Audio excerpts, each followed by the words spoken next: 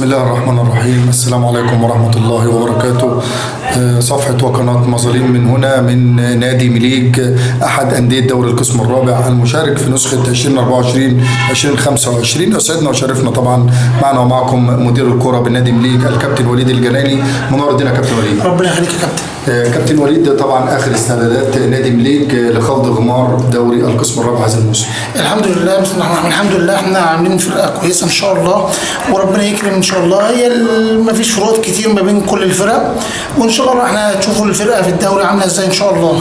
كابتن وليد، طبعا عارفين من قبل كان في تجربة مع مركز شباب ميت عافية الموسم الماضي، ولكن هذا الموسم شايفين الكابتن وليد الجناني موجود في مليج طبعا مع الكابتن محمد القط.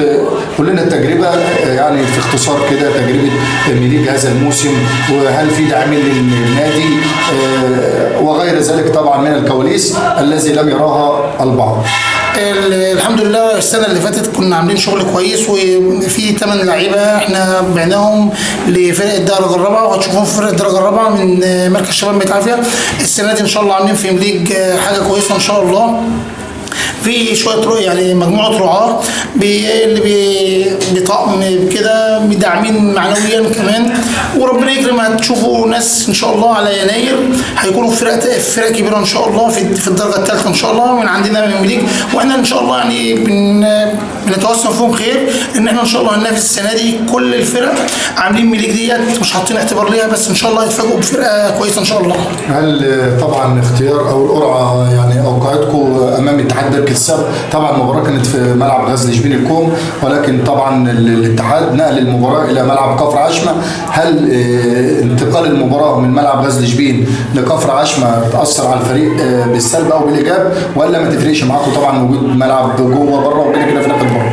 لا الحمد لله الحمد لله، يعني احنا ملعب جوه ملعب بره هي مش فارقه معانا. اللي عايز يكسب مش هيبص للملعب فين، اللي بيبص للصعود مش هيبص انا هلعب في اي مكان. كل الملاعب واحده، وكل يعني ان شاء الله ربنا يكرم الماتش الجاي، ومش فارق معانا والله. لو رحنا في ناحيه احنا برضو الحمد لله جاهزين للمباراه.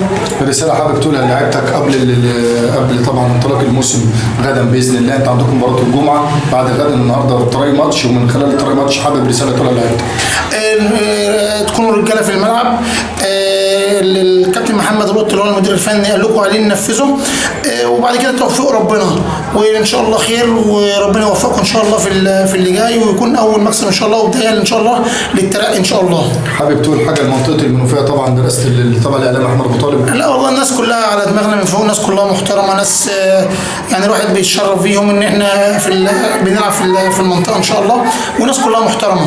شكرا لك يا كابتن وليد على هذا اللقاء، ونتمنى لك دايما التوفيق باذن الله، بالتوفيق لمليج وبالتوفيق لحضرتك. ربنا يخليك يا كابتن. عفوا. شكرا. انتهى لقاءنا طبعا مع الكابتن وليد الجناني مدير الكوره بنادي مليج، طبعا من خلال النهارده تراي ماتش لنادي مليج قبل انطلاق موسم 2024-2025. عدسات وكاميرات مظالم دائما وابدا في قلب الحدث من هنا من مليج، من نادي مليج، معقل طبعا نادي مليج، والاستعدادات لخوض غمار دوري القسم الرابع 2024-2025.